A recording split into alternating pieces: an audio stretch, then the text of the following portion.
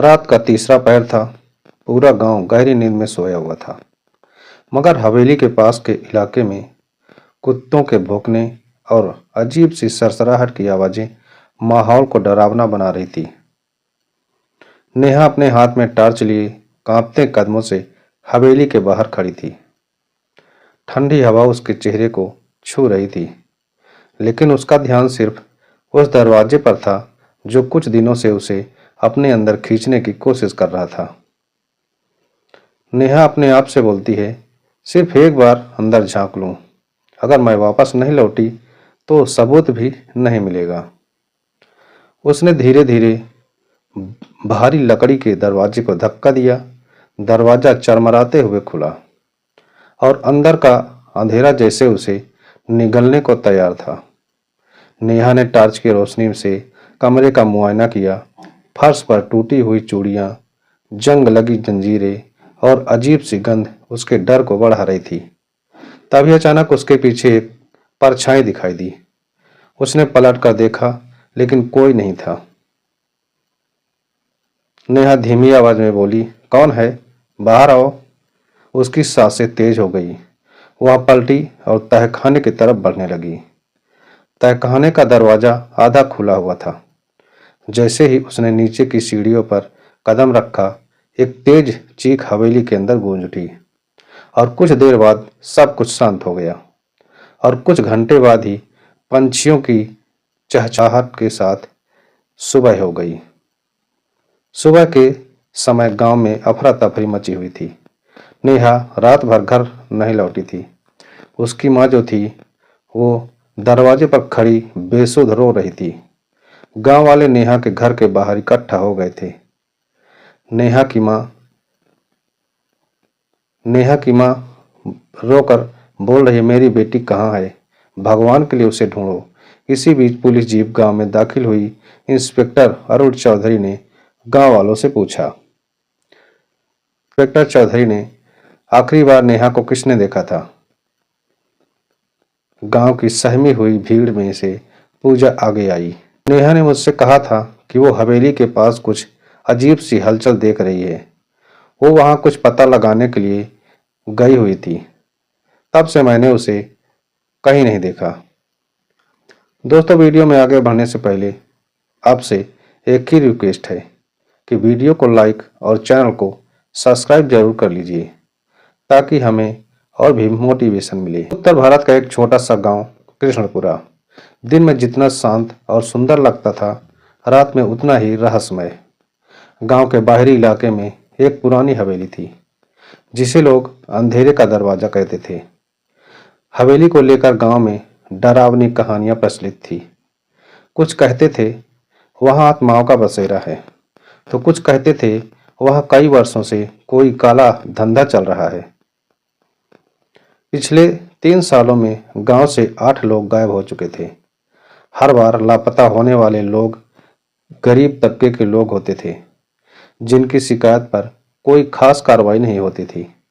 गांव वाले इसे काली शक्तियों का खेल मानकर चुप रहते थे। लेकिन इस बार मामला अलग था, क्योंकि गायब होने वाली लड़की नेहा शर्मा थी। गांव के एक प्रभावशाली परिवार से मिलान करती थी।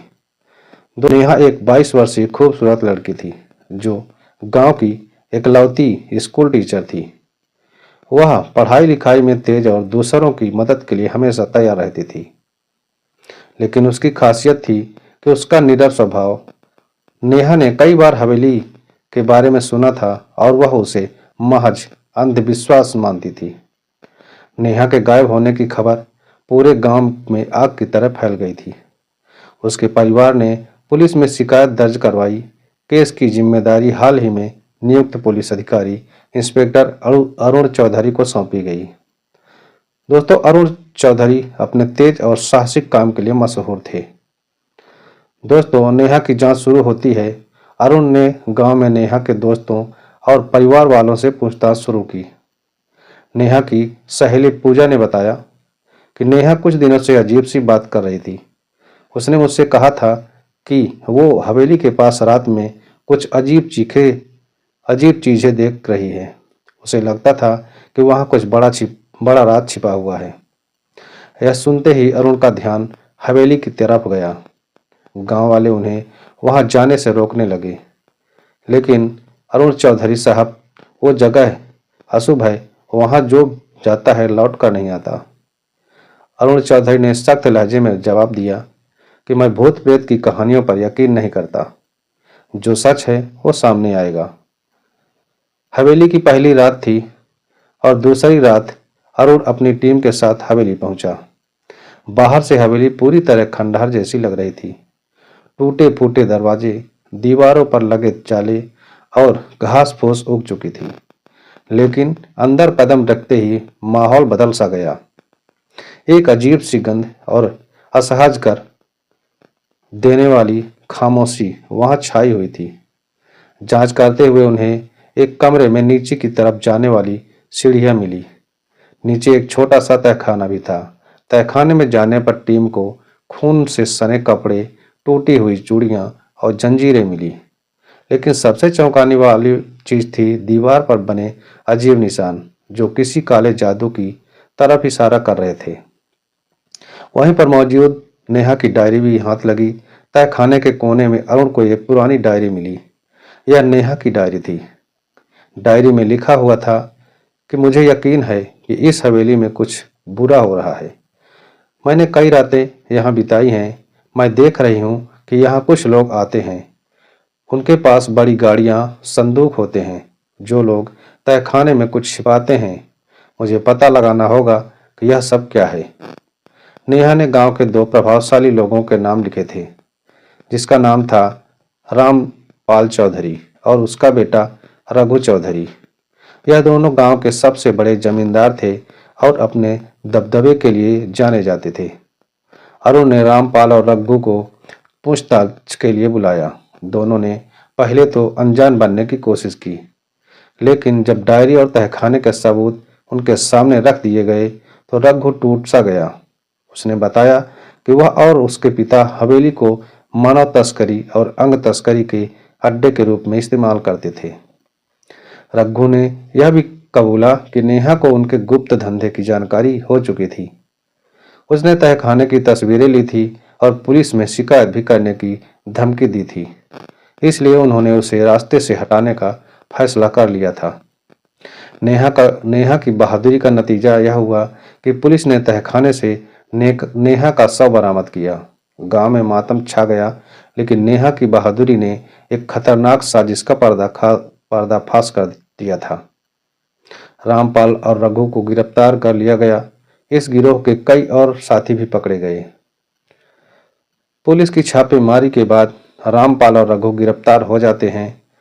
तहखाने से बरामद सबूत और रघु की कबूलियत ने उन्हें अदालत में दोषी साबित कर दिया। अदालत ने रामपाल और रघु को फांसी की सजा सुनाई।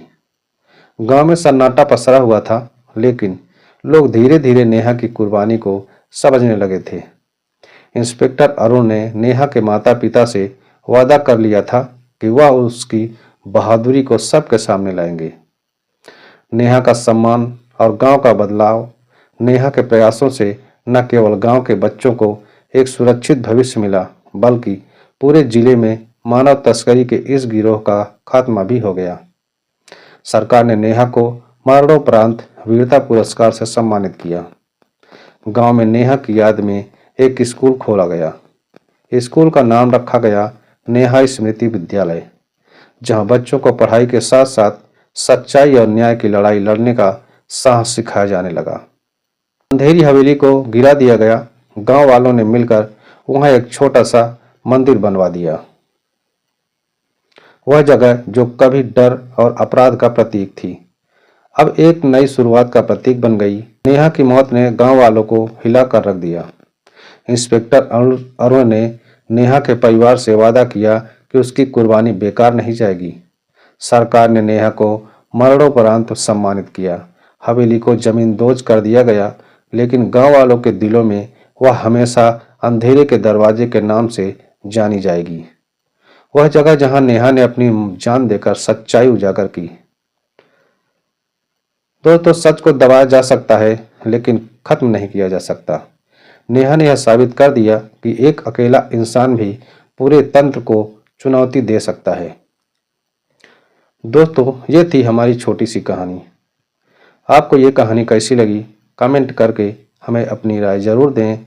दोस्तों, फिर मिलते हैं अगले नए वीडियो में। तब तक अपना ख्याल रखें। जय हिंद, वंदे मातरम।